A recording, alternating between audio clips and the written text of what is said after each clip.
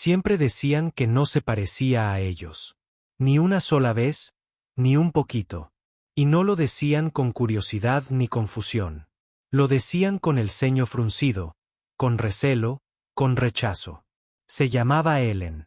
En las reuniones familiares, las tías susurraban, ¿a quién se parece? Y su madre nunca respondía. En la escuela, cuando recogían a sus hermanas con sonrisas y abrazos, Elian se quedaba en silencio junto a la puerta, esperando solo un gesto de asentimiento, esperando que esta vez le preguntara cómo le había ido el día. Nunca lo hizo. Para cuando tuvo la edad suficiente para entender la vergüenza, Ellen ya había memorizado el peso de ser diferente. En una casa llena de miradas cálidas y risas casuales, caminaba con pies de plomo. Tenía cuidado de no hablar a menos que le hablaran. Cuidado de no llorar demasiado fuerte. Cuidado de no ser demasiado blando, demasiado lento, demasiado emotivo, porque cualquiera de esas cosas le ganaría esa mirada fría y dura de su madre que decía, no eres uno de nosotros. Cuando sus hermanas enfermaban, ella les preparaba sopa y les secaba la frente durante la noche. Cuando yo tenía fiebre, dejaba la medicina junto a la puerta. Sin palabras, sin contacto. Una vez, a los 12 años, trajo a casa un premio escolar. Su ensayo había ganado el primer lugar en el concurso del distrito. Se lo mostró, con el corazón palpitante y los ojos abiertos de orgullo. Ella lo miró durante 3 segundos y se lo devolvió. ¿Tu maestra no vio la letra? Se ve desordenada. Deberías mejorarla. Sonrió de todos modos porque, aunque las palabras le hirieran profundamente, al menos iban dirigidas a él. Significaban que aún existía. Su padre, Augustine, era tranquilo, amable de una manera casi invisible. Nunca alzó la voz, nunca desafió a su esposa. Pero de vez en cuando Ellen llegaba tarde a casa o lloraba en su habitación, Austin le dejaba un vaso de agua junto a la cama o un trozo de chocolate negro en la mesa. Pequeños gestos, sin explicaciones. Pero Ellen recordaba cada uno. A medida que Ellen crecía, empezó a percibir las cosas con más claridad. Su tono de piel coincidía con el de su padre, pero no con el de su madre. Sus rasgos eran afilados, como los de Augustine. Pero sus hermanas parecían provenir de un linaje completamente diferente. Aún así, nunca lo cuestionó. En el fondo, creía que las familias no solo se construían con sangre, sino con esfuerzo, lealtad y amor. Se esforzó más que nadie. Estudió sin descanso. Entró en la universidad con una beca completa y enviaba la mitad de su estipendio a casa cada mes. Nunca preguntó si alguien se daba cuenta. Simplemente lo hacía. Cuando su hermana menor necesitaba libros para sus exámenes de admisión a la Facultad de Medicina, él los compraba. Cuando su hermana mayor se mudó a una nueva ciudad, la ayudaba con el alquiler. Cada día festivo, volvía a casa con regalos. No caros, sino considerados. Y cada vez, su madre le sonreía a sus hijas, las abrazaba y dejaba su regalo a un lado como si fuera una ocurrencia tardía. Un día, cuando tenía 22 años, lo intentó de nuevo. Se sentó en la esquina de la cocina, observándola cortar verduras, y dijo en voz baja, «Bueno, mamá, ¿alguna vez he hecho algo para que me odies?» Ella no se detuvo, ni pestañeó. Ella simplemente dijo, «No me llames así. No sé de dónde vienes». Esa noche, Ellen se paró frente al espejo del baño, cepillo de dientes en mano, mirando fijamente el rostro que nunca había pertenecido a su hogar. Él se preguntó si la única manera de ganarse el amor en su casa era convertirse en otra persona completamente distinta, alguien más ruidoso, más directo, más sencillo, alguien que no fuera él. Pero la verdad era que Alión nunca se había avergonzado de quién era. Era tranquilo, sí, y considerado y amable en su forma de moverse por el mundo. Era gay, aunque nunca lo dijo en voz alta, no por miedo al rechazo del mundo, sino porque ya lo había vivido toda una vida en su propia casa. Aún así, nunca dejó que la amargura se arraigara. Trabajó más duro, se graduó con honores, Se convirtió en profesor, luego en catedrático, y todos los meses, sin falta, enviaba dinero a casa. No lo hizo para obtener reconocimiento. Lo hizo porque una parte de él aún creía en el fondo que si se esforzaba lo suficiente, tal vez su madre sonreiría. Tal vez algún día diría: «Estoy orgullosa de ti, hijo mío». Pero nunca lo hizo. Y Ellen nunca dejó de intentarlo. Si alguna vez te has sentido como un extraño en tu propia casa, quédate con esta historia porque la silenciosa persistencia de Ellen te llevará a una verdad para la que nadie estaba preparado. Suscríbete a Historias Difíciles para seguir el resto de este viaje. Ellen nunca dejó de enviar dinero a casa. Ni cuando lo ascendieron, ni cuando lo invitaron a dar conferencias en el extranjero. Ni siquiera cuando su salud empezó a fallar. Sus transferencias bancarias eran constantes. El 5 de cada mes, silenciosas, confiables y sin ser reconocidas como él, sus hermanas crecieron, exitosas y llenas de vida.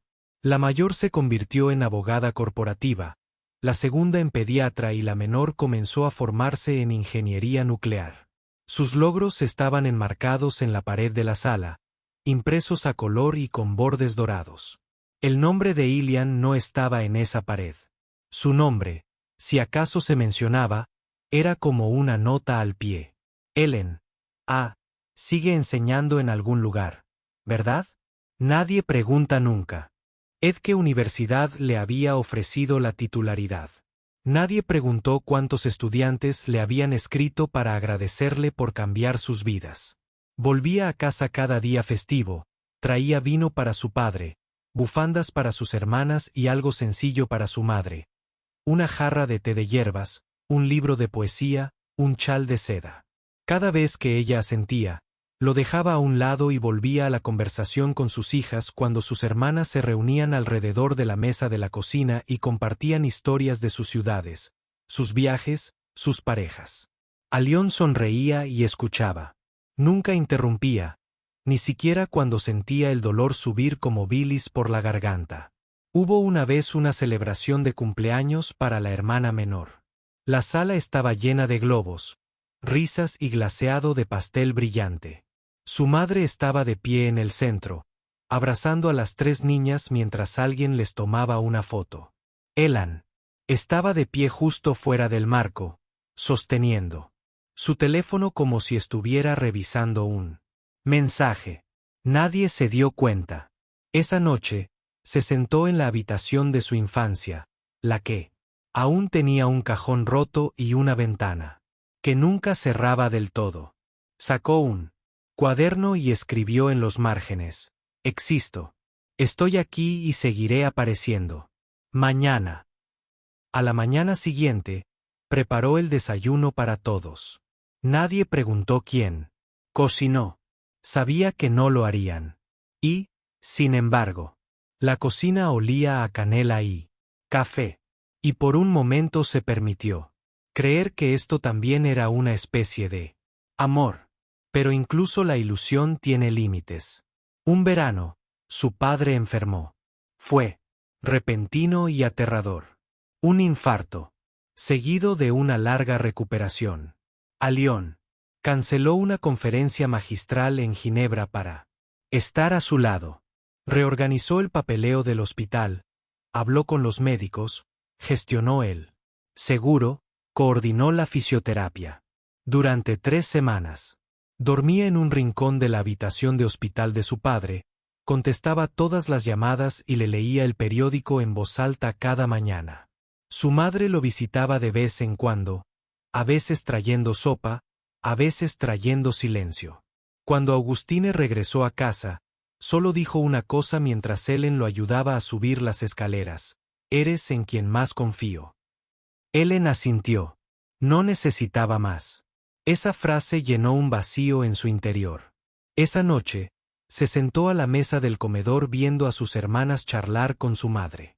Y cuando alguien preguntó cómo se las arregló papá también en el hospital, la madre respondió: «Fue la voluntad de Dios. Él protegió a tu padre». Nadie mencionó a Ellen. Nadie lo miró. Más tarde ese año, llegó el aniversario de bodas de sus padres. La familia organizó una pequeña fiesta en el jardín. Luces de colores colgaban del patio. Música de un viejo tocadiscos. Vinieron los vecinos. Todos brindaron por la pareja. Sus hermanas dieron un discurso. Ellie entregó un regalo, un retrato en blanco y negro de sus padres, restaurado a partir de una foto descolorida tomada cuando eran jóvenes y estaban enamorados. Su madre lo miró. Su mirada se suavizó por un instante. Luego se volvió hacia la segunda hija y le dijo, siempre. Sabes lo que me gusta. Gracias, cariño. Ayance se quedó de pie al fondo, observando. Esa noche, escribió otra nota en su diario. Incluso una sombra proyecta. Luz. Seré la luz que se niegan a nombrar. Poco después, comenzó la fatiga. Al principio fue sutil. Somnolencia por la tarde, falta de aire después de las clases, un dolor sordo. Detrás de los ojos. Supuso que era él.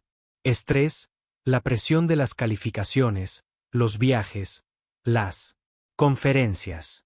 Pero los síntomas empeoraron. Le temblaban las manos. Perdió peso. Una tos que no se le iba. Fue a ver a los médicos uno tras otro. Pruebas, escáneres, consultas, ninguna respuesta hasta que visitó a su tío, el hermano de su padre, que trabajaba como oncólogo jefe. Le sugirieron una prueba de médula ósea. Días después, llegaron los resultados. Su tío lloró antes de hablar. Cáncer de médula ósea en estadio 4. Agresivo tardío. Ellen se sentó en silencio. No lloró. No habló. Simplemente tomó su cuaderno y escribió. Siempre he esperado a que me viera. Quizás cuando yo me haya ido, ella finalmente lo hará. El diagnóstico no asustó a Elliot. No de la forma en que la gente espera. Había vivido con una enfermedad diferente toda su vida. Un dolor lento e invisible llamado no ser deseado. El cáncer al menos tenía un nombre, una forma, una cronología. No se lo dijo a nadie. Todavía no. En cambio, pidió unas semanas de permiso en la universidad y se fue a casa, diciendo que necesitaba descansar. Sus hermanas se sorprendieron, pero lo recibieron con los brazos abiertos. Su madre dijo poco, solo comentó que se veía demasiado pálido, demasiado débil. Sonrió como siempre, tranquilo como siempre. Su padre se estaba recuperando bien. Las escaleras ya no eran un problema. Pasaba las mañanas leyendo junto a la ventana y las tardes regando las plantas. Un león a menudo lo acompañaba afuera. No se intercambiaron muchas palabras, solo el sonido del viento, de las hojas, de dos hombres compartiendo el mismo silencio. Una noche, la casa estaba en silencio. Los demás dormían. Ellen encontró su padre estaba en el estudio revisando papeles viejos. Augustine levantó la vista, vio la fatiga en los ojos de su hijo y cerró la carpeta que tenía delante. Siéntate conmigo, dijo. Ellen lo hizo. No hubo vacilación en su. Es la voz de su padre, solo quietud y algo más pesado debajo. Hay algo que nunca te he dicho, algo que debería haber dicho hace mucho tiempo. Ellen no se movió, no habló. Siempre te preguntaste por qué tu madre te trata diferente, comenzó Augustine. Y yo nunca te defendí como debí. Te debo la verdad. Hubo una pausa, luego un suspiro. Eres mi hijo, dijo. Mi único hijo biológico. El león parpadeó lentamente. Las palabras no le llegaron de inmediato. ¿Tus hermanas? Las adoptamos. Venían de familias difíciles. Las amábamos, por supuesto. Pero tú, la voz de Augustine se quebró. Fuiste la única que nació para nosotros, la única que lleva mi sangre. El león intentó procesar la forma de esas palabras.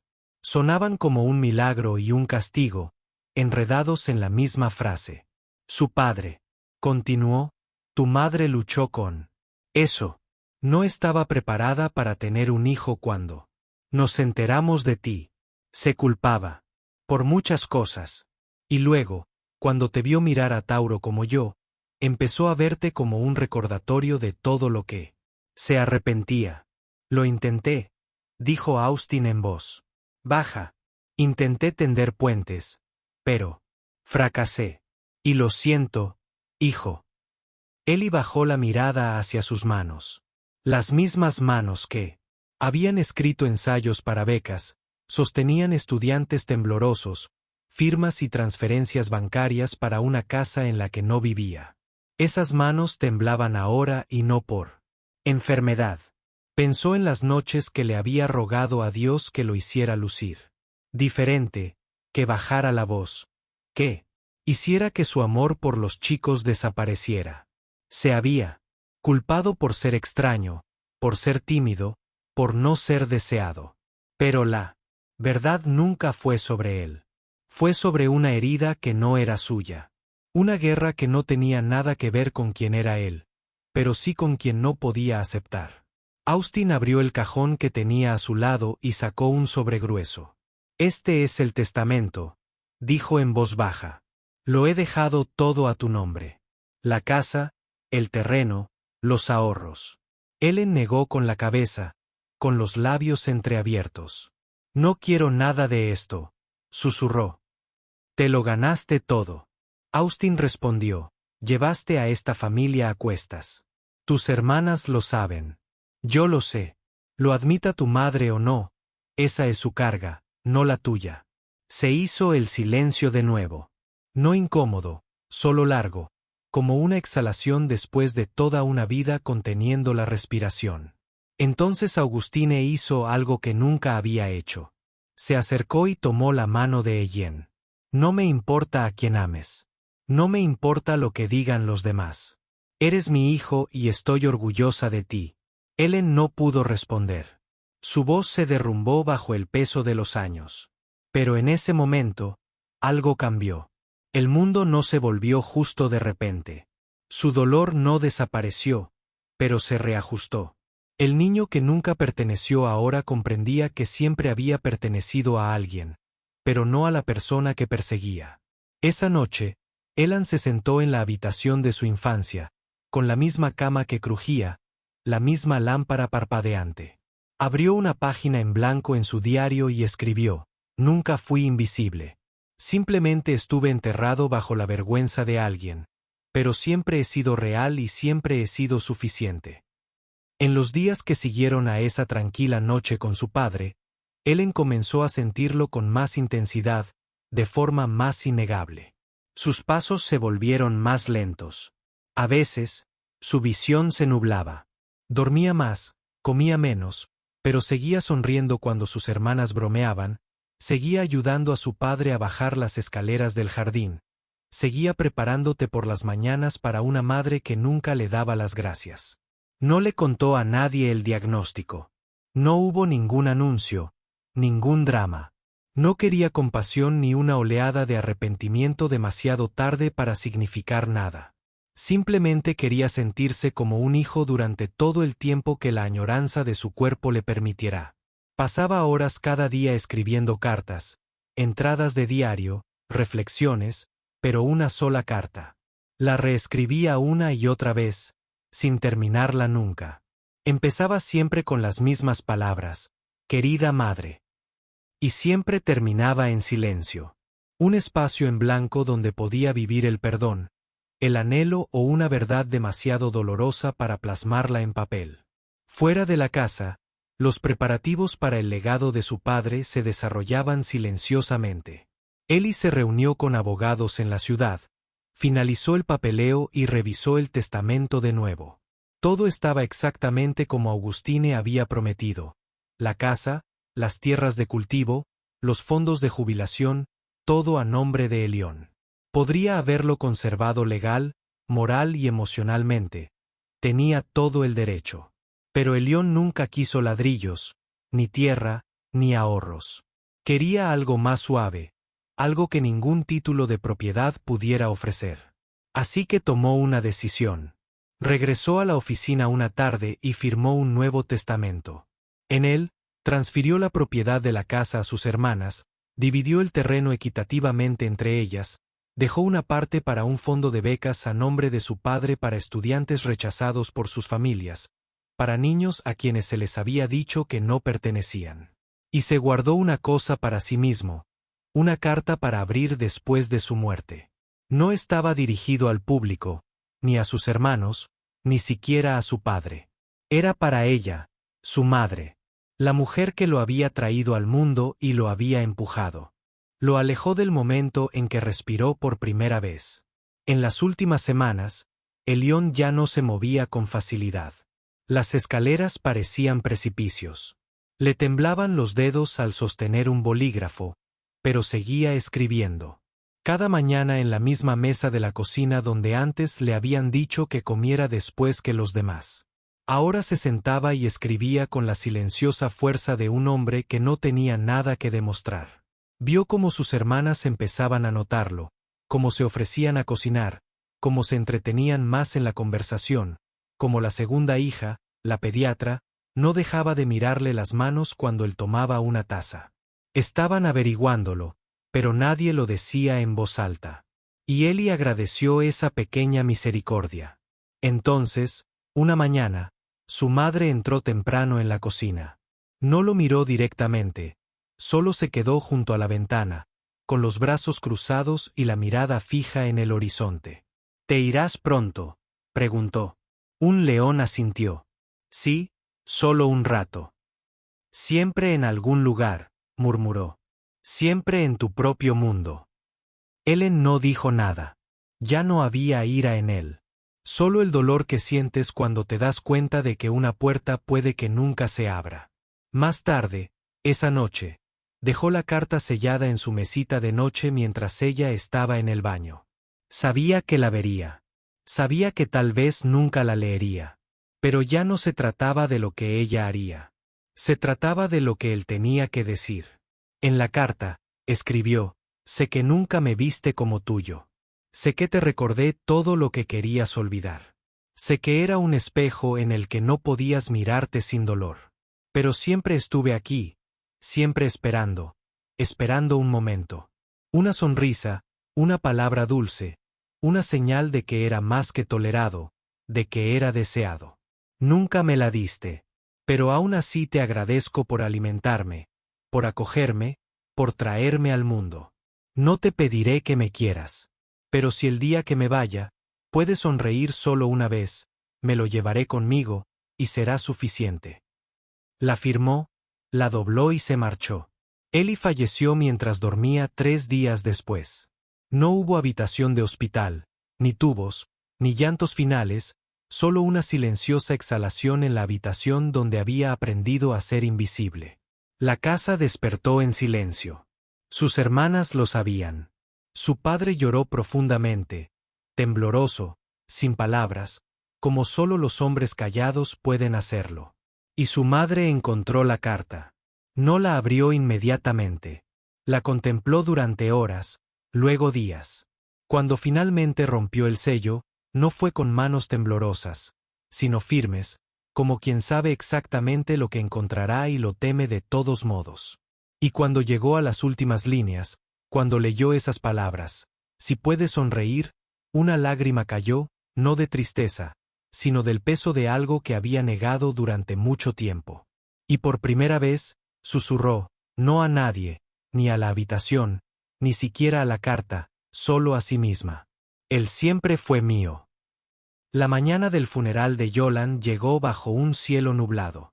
El tipo de cielo que no llueve pero que mantiene alejada la luz, como si incluso el clima supiera cómo despedirse. La casa estaba en silencio, no en luto, sino en reverencia. Por una vez, el silencio no significaba negación. Significaba presencia. Su padre estaba sentado en la primera fila, con los hombros encorvados y las manos firmemente entrelazadas en el regazo. Sus 3 hermanas estaban sentadas a su lado, con los ojos rojos pero abiertos, tomándose de la mano como nunca antes. Los gestos más pequeños ahora tenían un significado indescriptible. El servicio se celebró en la capilla de la universidad donde Eli Elión había impartido conferencias sobre poesía y memoria. Sus alumnos habían decorado el espacio con notas escritas a mano, clavadas en las paredes. Mensajes como, me hiciste creer que importaba. Y me viste cuando nadie más lo hizo, llenaban la habitación como susurros de 100 corazones agradecidos. Ellen había dejado una instrucción final, una breve petición, que no debía ser leída por un abogado, un sacerdote ni un funcionario. Quería que su hermana menor, aún en la escuela, aún llena de asombro, leyera la última nota que él había escrito. Ella dio un paso al frente, temblando ligeramente, pero con voz clara. Desplegó una hoja de papel, con la inconfundible letra de Ellen, y comenzó a hablarles a mis seres queridos. Si estás leyendo esto, ya no estoy en la habitación, pero sigo aquí. En cada libro que compartimos, en cada tarde, la luz del sol que se cuela por una ventana polvorienta. En cada momento, recuerdas algo amable. Nunca pedí ser diferente, pero tampoco deseo ser nadie más. Viví en silencio porque el mundo a mi alrededor era ruidoso. Me llamaban extraño. Me llamaban blando. Me llamaban no nuestro hijo. Pero también me llamaban Señor los estudiantes que creían en mí. Me llamaban amigo las personas que se sentían seguras en mi presencia.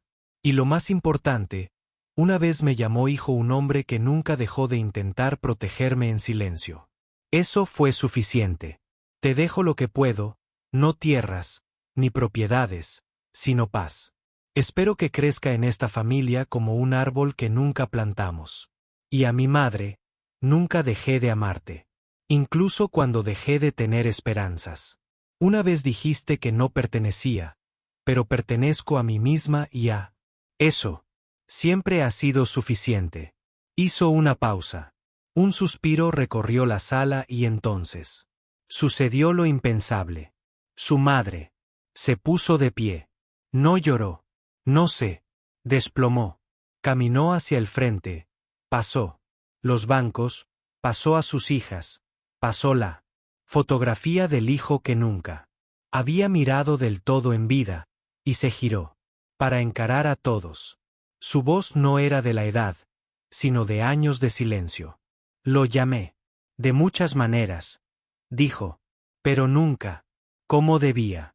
Bajó la mirada hacia sus manos, las mismas manos que lo habían alejado tantas veces, y luego, volvió la vista hacia arriba. Su nombre era un león. Él era mi hijo y lo amaba. La sala no aplaudió, no jadeó, simplemente respiró. Una inhalación colectiva de verdad. Muy esperada. Cuando terminó el servicio, la gente se quedó. No porque tuvieran que hacerlo, sino porque no querían dejar atrás algo tan crudo, tan redentor. Sus alumnos depositaron flores blancas en los escalones. Sus hermanas se abrazaron con más fuerza que antes, y su padre, aún sentado, simplemente susurró. Esperó eso toda su vida. En los días siguientes, el fondo de becas de Alien recibió cientos de donaciones, no en su memoria, sino en su honor. Una pared de la universidad ahora lleva su nombre debajo de la cita de su última carta. Me pertenezco a mí mismo, y eso siempre ha sido suficiente. Y en la casa que dejó atrás, su madre guardaba la carta junto a su cama. Abierta, doblada, leída demasiado tarde, pero no sin leer. ¿Qué crees que es más difícil? ¿Decir lo siento o te quiero? ¿Por qué tanta gente espera hasta que es demasiado tarde? Sigue Historias del Corazón para descubrir más historias que nos recuerdan que algunas verdades permanecen en silencio hasta que finalmente las escuchamos.